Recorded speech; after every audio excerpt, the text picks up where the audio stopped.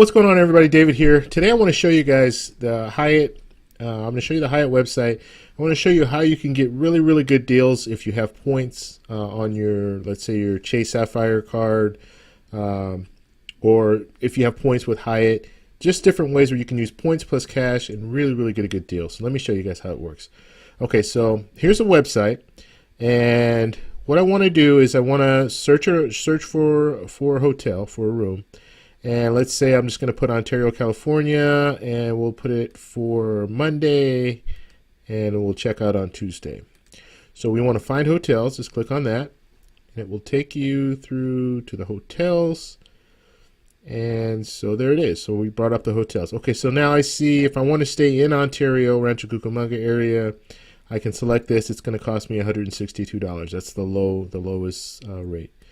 So if I select that, it will take me to this part of the website, and it'll show me here the member discount. Because I'm a member of Hyatt, I can pay $162.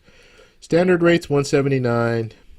Park, stay, fly $197. Okay, so I just want a standard room. Since I'm a member, I get the discount, so it's $162, and that would be the 2 double beds. So that's what that is. Okay, but if you click on this right here, this will incorporate points into the whole system.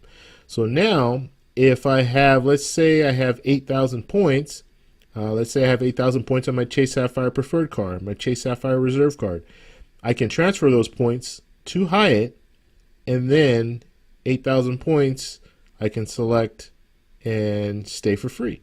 Okay, so that's one way to do it. The other way is a points plus cash, and I really like the points plus cash feature, because with Hyatt, if you use points plus cash, you still get credit for the stay.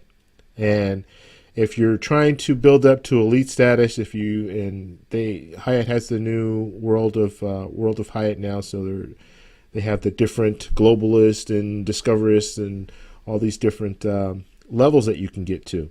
So if you want to get to those levels, you can't do it with just using points. Just to reward points, you're not going to get any credit for that actual stay.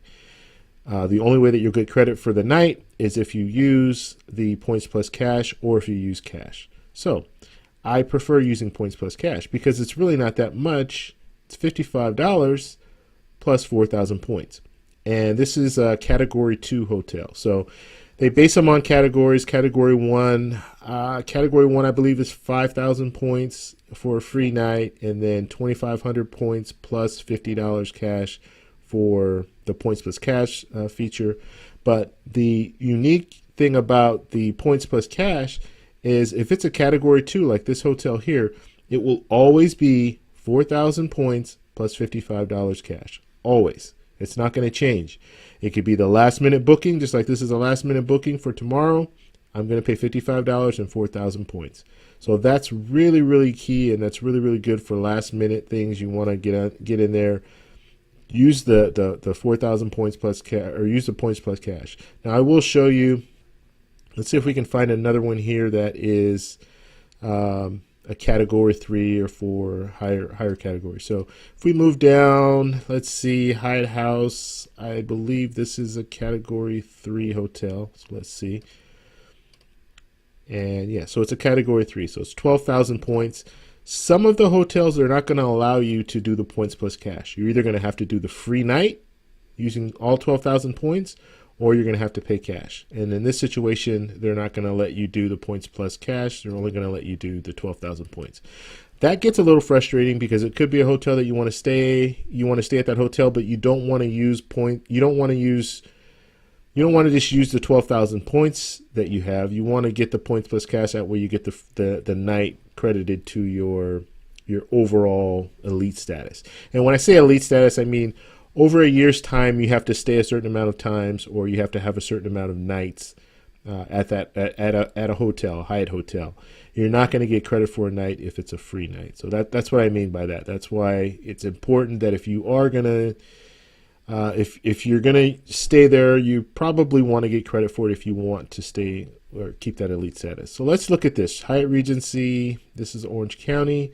If I click on this one, it's only $135 a night, which, you know, sometimes it gets to a point where and this is probably a good example of that. It's really, really close. I'll explain this. So it is a Category 3 hotel, 12,000 points. Now I can do points plus cash. It's going to be 6,000 points and $75. So it goes up a little because the category. This is a full service hotel. They have restaurants inside, all that good stuff. Usually, not always, but some of the Category 2s, most of the Category 2s, they'll serve breakfast in the morning, but they don't have, actually, let me take that back. They serve breakfast and they do have food, so you can purchase food. They don't always do room service, and the quality of the food generally is a little bit better once you go up in category. So Category 3, that's what it would cost me. So 6,000 points.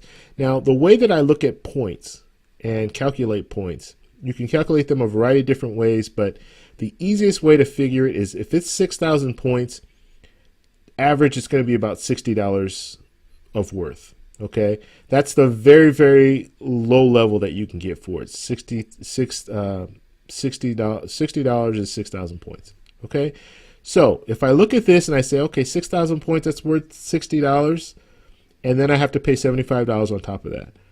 Now I'm at 135. It costs 135 to stay at the hotel.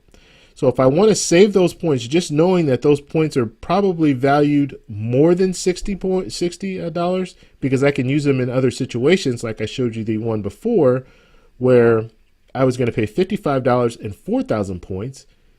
And so if you total that in, that's 4,000 points, $40 plus $55 cash. That's $95. And I hope you guys are following what I'm saying. So in that situation, it would have been 4,000 points, which is $40 plus $55 that I have to pay out of my pocket. That's equivalent to about $95. The room for that night was like $169, $165. So you can see there's a difference in the price. This one, it's spot on. It's $135 with the value of the points and the value and the cash value that I have to pay.